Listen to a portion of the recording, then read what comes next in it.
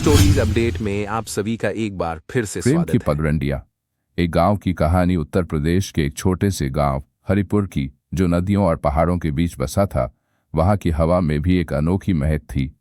इस गांव की संकरी गलियों में मोड़ मोड़ पर पेड़ों की छांव में बसी थी प्रेम की कहानियां। उन्हीं कहानियों में से एक थी रामू और श्यामा की। रामू गांव के किसान रामलाल का बेटा था। उसकी आंखों में सादगी और दिल में अपने गांव के प्रति अगाध प्रेम था। वह अक्सर अपनी भैंसों को चराने के लिए खेतों में जाता और अपनी बांसुरी की धुन से पूरे गांव को मंत्रमुग्ध कर देता। उसकी बांसुरी की धुन इतनी मधुर थी कि सुनने वाले सब कुछ भूल जाते। श्यामा गांव के ही बनिए की बेटी थी। वह गांव की सबसे खूबसूरत लड़कियों में से एक थी। उसकी आंखें काजल से घिरी हुई थीं और मुस्कान में एक विशेष आकर्षण था। श्यामा को रामू की बांसुरी की धुन बेहद पसंद थी और वह अक्सर अपने घर की खिड़की से छुपकर उसे सुनती। एक दिन जब रामू अपनी बांसुरी बजाते हुए खेतों में बैठा था, श्यामा उसके पास आई। उसने कहा, रामू, तुम्हारी बांसुरी की धुन सुनकर मेरा दिल हमेशा खुश हो जाता है। क्या तुम रोज इसी तरह बजाते हो? रामू मुस्कुराया और बोला, श्यामा, ये धुन मेरे दिल की आवाज है जो तुम्हारी आंखों में है। उन दोनों के बीच धीरे धीरे प्रेम की एक डोर बंधने लगी।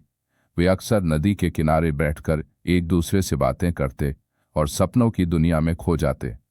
रामू अपनी मेहनत और लगन से श्यामा को हर खुशी देना चाहता था। उसने अपने खेतों में मेहनत करना और बढ़ा दिया ताकि वह श्यामा के लिए अच्छा भविष्य बना सके। लेकिन गांव में प्रेम कहानियां हमेशा सरल नहीं होती। श्यामा के पिता को यह रिश्ता मंजूर नहीं था। उन्हें लगता था कि रामू एक साधारण किसान है और वह अपनी बेटी के लिए बेहतर भविष्य की उम्मीद करते थे। उन्होंने श्यामा को रामू से मिलने से मना कर दिया और उसकी शादी एक धनी व्यापारी के बेटे से तय कर दी। श्यामा और रामू का दिल टूट गया, लेकिन वे अपने प्रेम की शक्ति को जानते थे। उन्होंने ठान लिया कि वे अपने प्रेम को अंजाम तक पहुंचाएंगे।